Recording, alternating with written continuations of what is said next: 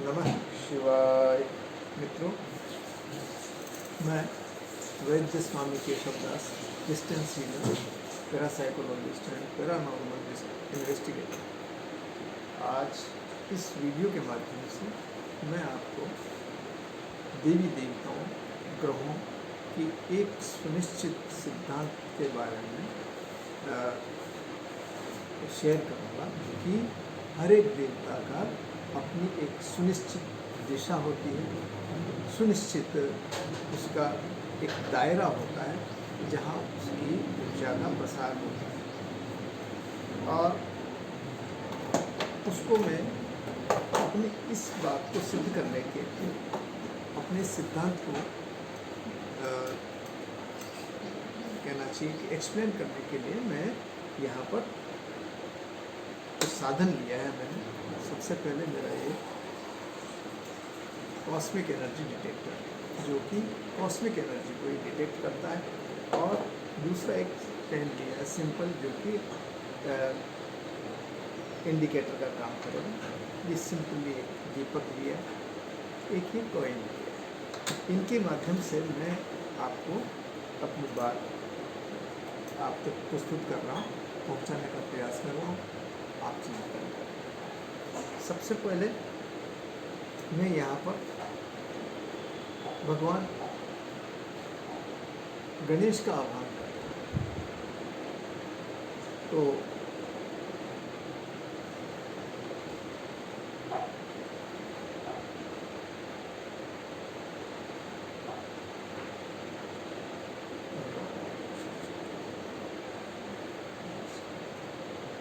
गणेशाय नमः, गणेशाय नमः, गणेशाय नमः। ये गणेश जी महाराज का हमने आह्वान किया है यहाँ पर। ये इसका लक्षण है, यानी कि ये डिवाइस मेरे दाहिनी और जो घूम रहा है, ये इसकी ऊर्जा को बताता है कि ये यहाँ देवी ऊर्जा विद्यमान है। इसको मैंने इस टेबल के ऊपर अगर दिया है, इस पूरी टेबल पर ये कॉस्मिक एनर्जी इनकी व्याप्त हो गई, फैल गई। अब ये देवी ऊर्जा ही है। इसके लिए हम बैटरी सेल के माध्यम से इसको सुनिश्चित कर लेते हैं। अगर बैटरी सेल के किसी भी पोल को संलग्न कर देने पर इसकी ऊर्जा में अगर कोई परिवर्तन, इसकी दिशा के संकेत में कोई परिवर्तन नहीं हो रहा है, तो इसका अर्थ सीधा सा है कि यहाँ पर देवी ऊर्जा विद्यमान है। अब यहाँ मैंने जैसा कि निवेदन किया, यहाँ गणेश जी महाराज का हमने आह्वान किया। अब गणेश जी महाराज को मैंने इस जलहरी नुमा इस दीपक के साथ में रख दिया। अब देखते हैं कि यहाँ कोई ऊर्जा है क्या। इस टॉप के ऊपर आप देखेंगे ऊर्जा नहीं है। इसका कारण है कि ये जलहरी का जो हिस्सा है, ये जिस दिशा में भी रहेगा, उस देवता का या उस ग्रह का मुख उस तरफ है, ये इससे सुनिश्चित हो जाता है। तो देखिए मैं क्या करता हूँ कि मैंने इसको इस डायरेक्शन में रखा, तो सिग्नल आ नहीं रहा। मैं इसके डायरेक्शन को चेंज करता हूँ, नहीं हो रहा। देखिए मैंने इसके डायरेक्शन को जैसे ही इस दिशा में किया, तो यहाँ सिग्नल मुझे अपेयर हो गए। यानी कि गणेश जी महाराज का मुख इस दिशा में है। गणेश जी महाराज की मूर्ति को अगर मैंने यहाँ रख दिया, तब भी इनका मुख इस दिशा में रहेगा, तो ये अपनी ऊर्जा को ये फैलाएंगे, आशीर्वाद को ये हमें देंगे। अब देखिए, देवता के सम्मुख जाकर ही दर्शन करते हैं और अपेक्षा करते हैं कि वहाँ से हमें आशीर्वाद प्राप्त होगा। होता है, सुनिश्चित है, लेकिन कब होगा, किन परिस्थितियों में होता है, ये एक विचारणीय विषय है। क्या कोई भी जाकर गणेश जी के सामने खड़ा होगा तो उसे आशीर्वाद प्राप्त होगा? आशीर्वाद तो प्रसारित कर रहे हैं, लेकिन प्राप्त कौन कर पाएगा? जिसका कि जैविक इष्ट होगा। जैविक इष्ट जिसका है गणपति, उसको वह आशीर्वाद प्राप्त होगा, बाकी नहीं कर पाएंगे। आप चाहे 100 व्यक्ति खड़े हैं, 100 व्यक्ति में से 2 व्यक्ति अगर मानो जिनका गणेश का जैविक इष्ट है, तो वह आशीर्वाद उसे ही प्राप्त हो सकता है। उसकी नेगेटिव एनर्जी गणपति ले लेंगे, लेकिन अन्य को लाभ नहीं होगा। तो इसके लिए आपको अपना जैविक इष्ट क्या है, ये अवश्य जानकारी होनी चाहिए। जैविक इष्ट एक से अधिक हो सकता है, कोई आवश्यक नहीं कि एक ही होगा। माता और पिता ये एक ही होते हैं। अगर किसी व्यक्ति की माता एक से एक है तो अनेक नहीं हो सकते, एक पिता है तो अनेक पिता नहीं हो सकते। यानी कि उसके इस शरीर की संरचना में जिनका सहयोग प्राप्त हुआ है वह माता और पिता सुनिश्चित एक ही है, दो नहीं हो सकते। तो अब यहाँ मैं अपवाद को नहीं ले रहा हूँ, वैज्ञानिक कुछ भी कर सकते हैं, लेकिन जो जनरल सूत्र है मैं वही उसी को आधार बनाया है। तो जिसका जैविक इष्ट गणेश होगा वह इसका आशीर्वाद लेगा। अब कैसे, देखिए मैं बताता हूँ। अच्छा, पहले ये समझ लेते हैं कि क्या ये आशीर्वाद समग्र स्थान पर प्राप्त होगा, तो ऐसा नहीं। इसके लिए हमने एक ये पेन लिया है, ठीक है, जो कि एक पॉइंटर का काम करेगा। इस पेन को देखिए, मैं इस स्थान पर जब रखता हूँ तो यहाँ मुझे सिग्नल प्राप्त होगा। ये आप देखना, ये सिग्नल प्राप्त होगा। लेकिन जैसे जैसे मैं इसको लेफ्ट या राइट में लेके जाता हूँ तो देखिए क्या परिवर्तन आता है। ये सिग्नल मिल रहे हैं, और मैं जैसे इसे यहाँ ले गया हूँ, यहाँ ले गया हूँ, तो ये सिग्नल बंद हो गया, ये सिग्नल रुक गया है। इसी तरह से अगर मैं यहाँ आता हूँ तो सिग्नल मिल रहा है, और इसको जैसे ही मैं इस दिशा यहाँ तक ले आता हूँ तो ये सिग्नल मिल रहा है। तो सुनिश्चित हो गया कि यानी कि इतने इतने एंगल पर लगभग 90 डिग्री का कोण बनाता है। यानी कि इसके सेंटर से 45 डिग्री लेफ्ट में, 45 डिग्री राइट के अंदर जो इस प्रकार कोण बनता है, उतनी दूर में ही देवता का आशीर्वाद होता है। तो ये गणेश जी महाराज के लिए तो हमने देखा। इसी प्रकार हम अन्य देवों के लिए भी देखेंगे। तो ये सुनिश्चित है कि हमारे देवी देवता, हिंदू धर्म के देवी देवता ग्रह वैज्ञानिक सिद्धांत पर हैं, यानी कि उनका एक सुनिश्चित सिद्धांत है। जिसका सुनिश्चित सिद्धांत है वही विज्ञान है। अपवाद को छोड़ दीजिए, और अपवाद के विषय की जहाँ बात आती है वहाँ निश्चित कोई सिद्धांत विशेष कार्य कर रहा होता है। अन्यथा सामान्य सिद्धांत, उनकी दिशा निश्चित है, उनका फेस निश्चित है, और एक उनकी जो एंगल है, एक आशीर्वाद देने का जो एक क्षेत्र है, वो क्षेत्र भी सुनिश्चित है। नहीं ऐसा सभी देवी देवताओं के, सभी ग्रहों के इस 90 डिग्री के अक्ष के ऊपर ही उनका आशीर्वाद प्राप्त होता, उनको ऊर्जा प्राप्त होती है। और उस 90 डिग्री पर ही वो, उस 90 डिग्री के अंदर अंदर ही वो आपके क्लेश को, आपकी नेगेटिव एनर्जी को, आपके कष्टों को हरण करने में सक्षम होता है। ठीक है, अब इसके ओमनी प्रेजेंट होने को अब अलग से समझिए। ओमनी प्रेजेंट से अर्थ है उसका सर्वव्यापक होना या सर्वत्र उपलब्ध होना। ओमनी प्रेजेंट यानी कि वह सब जगह प्राप्त हो जाता है।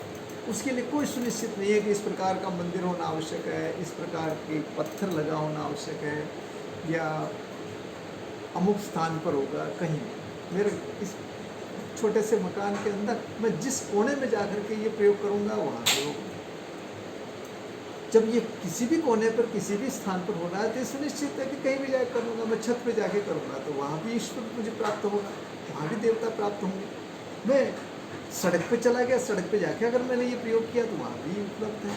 तो इसका मतलब है ये ओमनीप्रेजेंट। अब देखिए, ये चीज़ हमने देखी गणेश जी महाराज के लिए। अब मैं गणेश जी महाराज का तो यहाँ से विसर्जन कर दे रहा हूँ। चूँकि मेरे इष्ट हैं इसलिए ये मेरे सहस्रार के अंदर ही प्रवेश कर जाएंगे, और ये यहाँ पर डिसअपियर होंगे। तो जो आपका इष्ट है वो आपके इस सहस्रार चक्र के अंदर प्रवेश कर सकता है, विराजमान होता है। आप यहाँ वो सदैव विराजमान रहता है। आपको पहचानना है उसे, उसे समझना है उसके बारे में।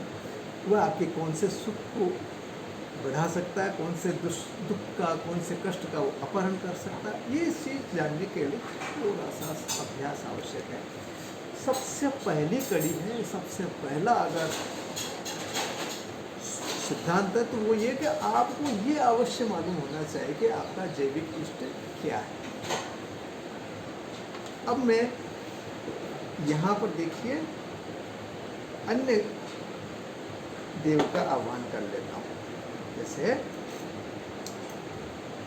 ये गुरु की कृपा है, कुछ तरीका होता है, कुछ शिष्टाचार है, उसका पालन करके जो आपका जैविक इष्ट नहीं है उसे भी आप आह्वान कर सकते हैं, बुला सकते हैं। तो जैसे मुझे गुरु का आशीर्वाद है, मैं किसी अन्य को जो कि मेरा इष्ट नहीं है मैं उसका भी आह्वान कर सकता हूँ। इस प्रकार से मैं मंगल देव का आह्वान करता हूँ। मंगल देव मेरे इष्ट नहीं है, जबकि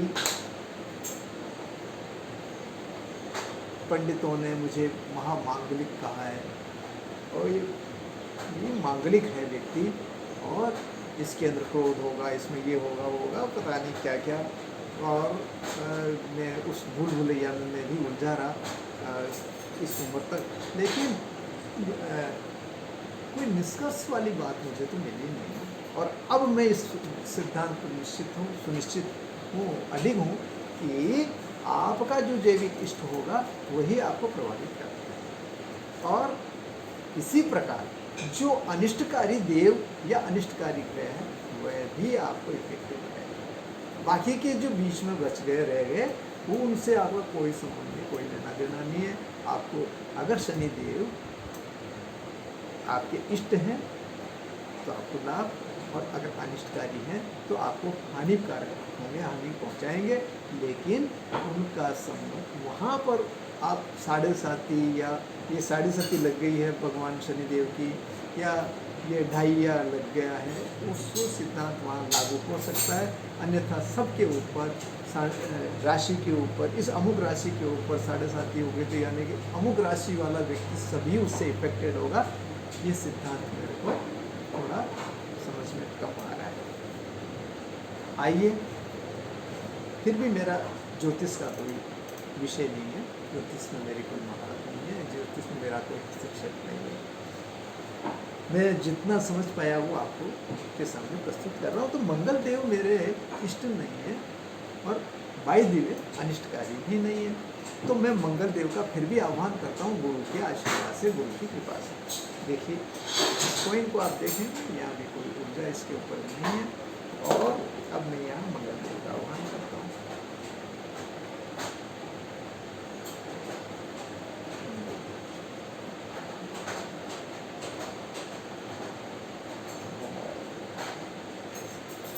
तो देखिए ये यहाँ पर मंगल देव का मैंने आह्वान कर लिया। कैसे पहचानेंगे कि मंगल देव ही है? तो देखिए चंद्रदेव चंद्रदेव चंद्रदेव चंद्रदेव, शनिदेव शनिदेव शनिदेव शनिदेव, मंगलदेव मंगलदेव मंगलदेव मंगलदेव। यहाँ जो देव होगा उसका नाम लिए जाने पर यह डिवाइस इसकी तरफ मुख कर लेगा, इसकी तरफ मुख कर जाएगा, मूवमेंट करेगा। ये इससे ज्ञात हो जाता है कि इस कॉइन के अंदर अमुक देवता विराजमान है। तो देखिए ये मंगलदेव, ये मंगलदेव है यहाँ पर। अब इस मंगलदेव को अगर मैं इस टॉप के ऊपर रख देता हूँ, इस टेबल के ऊपर, तो देखिए इस पूरी टेबल के ऊपर इनकी ऊर्जा व्याप्त है। पूरे टेबल के ऊपर आपको ऊर्जा प्राप्त होगी, ये यहाँ भी प्राप्त होगी, ये यहाँ भी प्राप्त होगी।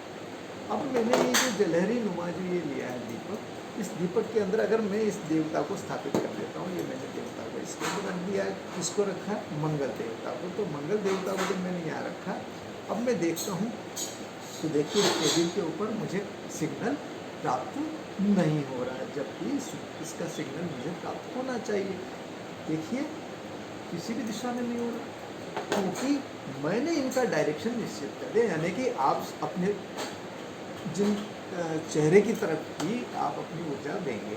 तो अब ये चेहरा इनका कहाँ है? इस जलहरी की तरफ। अर्थात ये जो इनका चेहरा इस दिशा में नहीं है, तो फिर किधर है, जहाँ होगा वहाँ इसके ऊपर मुझे सिग्नल प्राप्त हो जाएंगे। तो मैं इसका मुख इधर कर देता हूँ, और अब देखिए तो क्या हो रहा है, इसको मैंने थोड़ा और इस तरह से किया, तो देखिए क्या होता है, ये सिग्नल मुझे प्राप्त हो गया, ये सिग्नल मुझे प्राप्त हो गया। तो सुनिश्चित हुआ कि मंगल देव का जो चेहरा है वो इस दिशा में रहेगा सदैव। जब हम उनका मंदिर बनाएंगे, उनकी मूर्ति की स्थापना कर देंगे, और ये भी एक अलग विषय है कि मूर्ति, जहाँ मूर्ति की जहाँ बात आती है, कोई भी पत्थर के अंदर कोई भी देवता का प्रतिष्ठा कर दी जाती है, वो सर्वथा अनुचित और भ्रामक है। प्रत्येक पत्थर के अंदर किसी देवता को स्थापित कर देना, यह भ्रम उत्पन्न करने वाली बात है।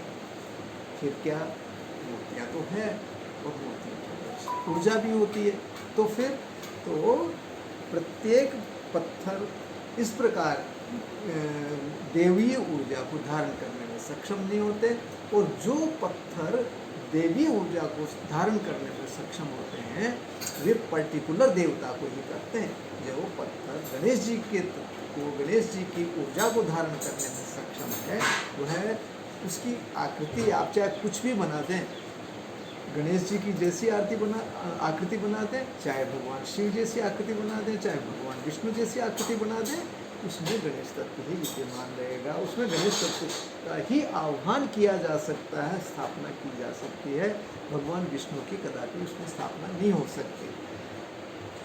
मैं फिर से इस चीज़ को रिपीट करूँगा कि प्रत्येक दैवी ऊर्जा को धारण करने वाला पत्थर किसी पर्टिकुलर दैवी ऊर्जा को ही धारण करता है, अन्य को नहीं। और जिस ऊर्जा को वो धारण करता है, अगर उसको वह आकृति दे दी जाती है, तो वह ज़्यादा समीचीन है, बजाय इसके कि उसे अन्य कोई ऊर्जा दे दी जाए। अगर पत्थर की ऊर्जा अगर ध्यान में नहीं है, उसकी मूर्ति बना दी गई है, शिल्प की मूर्ति बना दी, आप इसे देवी उस वास्तविक तत्व से हट करके अगर कोई देवी का नाम देते हैं या स्वरूप देते हैं, तो वह व्यर्थ है। खैर, तो देखिए ये मंगलदेव हैं, और मंगलदेव अपनी ऊर्जा को इस प्रकार से हम उनको ये ऊर्जा इनकी प्रसारित होती है। अब किस दिशा में, देखिए इस दिशा में जहाँ ये इस प्रकार रखे हैं, और ये आप देखेंगे ये ऊर्जा का संकेत हमें प्राप्त हो रहा है। अभी ऊर्जा का जब संकेत हमें प्राप्त हो रहा है, तो इसको पेन को मैं जब जैसे जैसे इसके लेफ्ट में ले जा रहा हूँ, देखिए ये लेफ्ट में ले गया तो ये संकेत बंद हो गया। जैसे ही सेंटर में लाऊंगा तो ऊर्जा प्राप्त होगी, जैसे ही मैं इसको लेफ्ट में लेके जाऊंगा तो ये ऊर्जा अवरुद्ध होगी। इसी प्रकार से सेंटर से मैं इसको राइट में लेके गया तो देखो ये ऊर्जा अवरुद्ध होगी, और जैसे ही इसको सेंटर में लाऊंगा तो ये ऊर्जा। तो अर्थात ये देव भी वही 90 डिग्री का अक्ष बनाते हैं, यानी कि इसके सेंटर से 45 डिग्री लेफ्ट राइट में, 45 डिग्री लेफ्ट के अंदर, इतनी स्थान पर ये अपनी ऊर्जा को प्रसारित करते हैं, आशीर्वाद देते हैं। अब आप कहेंगे कि इस प्रकार तो एक ओपन अगर कोई देव है, किसी को खुले आकाश के नीचे अगर उसको स्थापित किया है, तो वह कहाँ तक ऊर्जा देगा, अनंत तक देगा। उसको आपके पास में इक्विपमेंट्स होने चाहिए, आप उसको देख लेंगे कई किलोमीटर तक उसकी ऊर्जा प्राप्त होगी, लेकिन कहाँ तक होगी, जहाँ उस ऊर्जा को कोई बाधा नहीं पहुँचागा।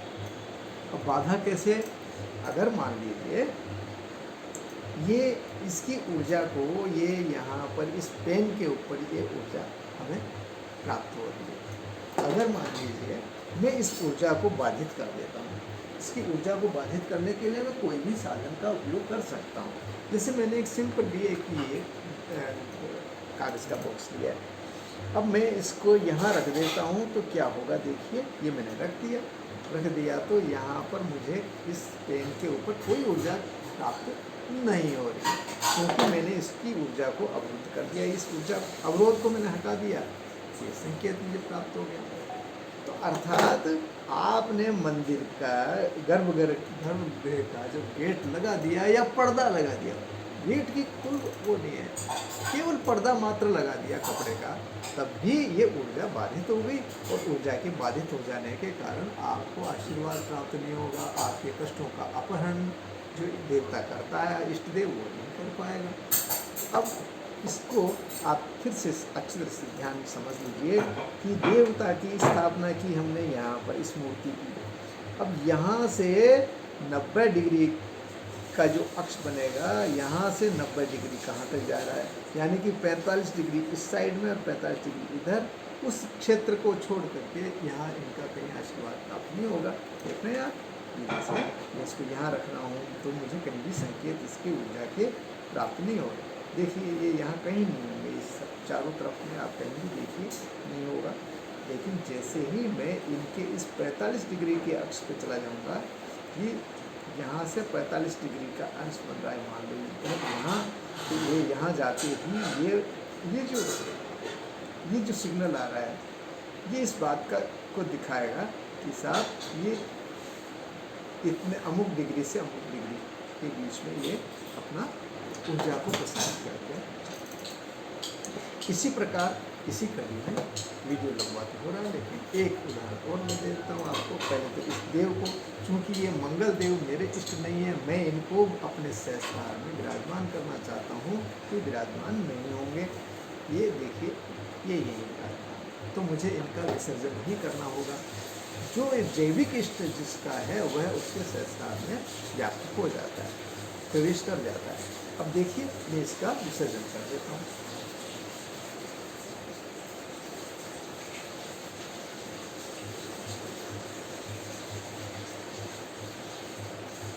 ये मैंने इनका विसर्जन कर लिया है। तो मित्रों, अब मैं इसी कड़ी में गुरु भगवान बृहस्पति का आह्वान कर लेता हूँ। ठीक है, ये मेरे दैविक इष्ट हैं, तो मैं इनको आह्वान करता हूँ। गुरु भगवान बृहस्पति देव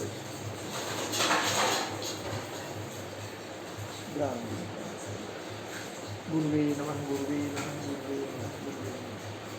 हे गुरुदेवता, ये आप देखेंगे यहाँ पर ऊर्जा आ चुकी है। अगर मैं इसे यहाँ टॉप के ऊपर रखता हूँ तो पूरे टॉप के ऊपर इसकी ऊर्जा व्याप्त। लेकिन यदि मैं इसके अंदर बंधन में डाल देता हूँ, यानी कि उनको सुनिश्चित स्थान दे दिया मैंने, ये सुनिश्चित स्थान पर विराजो साहब, आप ये मूर्ति को मैंने विराजमान कर दिया एक स्थान पर, उस स्थान पर विराजमान कर दिया, आगे ये जल रही है, तो ये सुनिश्चित दिशा के अंदर ही अपनी ऊर्जा को प्रसारित करेंगे। तो देखिए कौन सी दिशा में हो रहा है, देखते हैं। तो आप देखिए यहाँ पर कोई भी संकेत मुझे प्राप्त नहीं हो रहा, लेकिन जैसे ही मैं इसके डायरेक्शन को चेंज कर देता हूँ, आप देखेंगे ये ऊर्जा हमें प्राप्त हो गई है। ये टेबल के ऊपर हमें पूरे टेबल के ऊपर इसकी ऊर्जा प्राप्त होगी। देवता को जहाँ स्थापन किया जाता है, पूरे मंदिर में उसकी ऊर्जा व्याप्त रहती है। अब वो ये तो इसकी सही डायरेक्शन हो गई, ठीक है। अब आप देखिए कि ये संकेत हमें प्राप्त हो रहा है, और जैसे ही मैं इसे 45 डिग्री तक ले जाता हूँ तब तक तो ठीक है, 45 की बजाय जैसे ही मैं इसको इधर 46वीं डिग्री पे लाता हूँ तो ये संकेत मुझे डिसअपियर हो जाता है। इसी तरह से इधर भी जैसे संकेत प्राप्त हो रहा है, लेकिन जैसे जैसे जैसे जैसे मैं इधर 46 डिग्री पे आ गया, ये संकेत हो गया। तो इस चीज़ को समझना है कि प्रत्येक देवता का, प्रत्येक ग्रह का, प्रत्येक देवी माँ का एक सुनिश्चित डायरेक्शन है, यानी कि उसका फेस एक सुनिश्चित दिशा में होता है, और केवल 90 डिग्री एक्सिस तक वो अपनी ऊर्जा को प्रसारित करते हैं। ये हमने इस वीडियो के माध्यम से जाना। आपकी कई प्रकार की शंकाएं हो सकती हैं, तो अगर मेरे से उनके बारे में कोई डिस्कस करना चाहते हैं, वैज्ञानिक रीति से इसे समझना चाहते हैं, या आप भी इसी क्षेत्र में काम कर रहे हैं, तो अवश्य संपर्क कीजिए। मेरा संपर्क सूत्र है, संपर्क नंबर है 7976817954 7976817954 प्रातः 9 बजे से सायं 7 बजे तक आप मेरे से मंत्रणा कर सकते हैं, चर्चा कर सकते हैं। नमः शिवाय। नमः